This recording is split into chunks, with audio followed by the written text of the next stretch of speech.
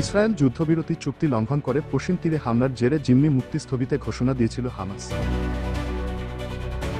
এমন ঘোষণার পর প্রেসিডেন্ট ডোনাল্ড ট্রাম্প বলেছেন, হামাসকে গাজায় আটকে রাখা জিম্মিদের শনিবার দুপুরের মধ্যে মুক্তি দিতে হবে, না হলে তিনি ইসরায়েল হামাস যুদ্ধবিরতি বাতিলের প্রস্তাব দেবেন, তারপর গাজা জাহান্নাম হয়ে যাবে।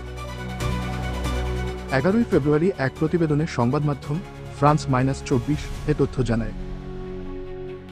প্রতিবেদনে ট্রাম্প বলেন, আমি চাই বন্দীরা একসঙ্গে মুক্তি পাক, ধাপে ধাপে নয়, আমরা সবাইকে ফিরিয়ে আনতে চাই।